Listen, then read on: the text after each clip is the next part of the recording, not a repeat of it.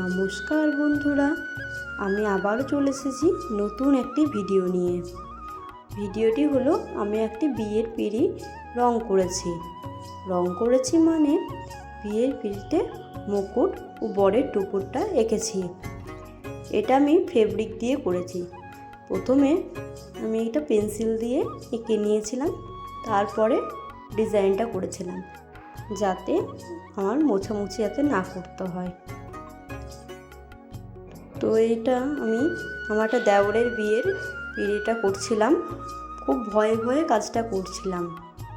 এটা আমার first time. তো ওদের পিঁড়িটা খুবই পছন্দ হয়েছে, ওরা তো খুবই প্রশংসা করছিল, খুবই সুন্দর হয়েছে। তো তোমাদেরকে আমি বলছি, আমার যারা ভিডিও দেখছো কিন্তু তারা কিন্তু লাইক, কমেন্ট আর সাবস্ক্রাইব কেউই করছো না। এরকম করলে কি করে হবে বলো?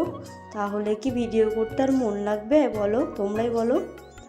তো প্লিজ আমার এই ভিডিওটি যদি তোমাদের ভালো লেগে থাকে একটু লাইক, কমেন্ট আর সাবস্ক্রাইবটা করে দিও। একা একা ভিডিও করতে যে কত অসুবিধা হয় তা তোমরা তো জানোই নিশ্চয়ই। আর আমি এই ভিডিওটা ইউটিউব দেখেই শিখেছি। ইউটিউব দেখে অনেক কিছুই শেখা যায়, তারপর অনেক কিছুই সহজ হয়ে যায়। যেমন রান্না বান্নাও সেটা সহজ হয়ে যায়, তেমনি হাতের কাজগুলোও খুব সহজেই করতে পারি আমরা।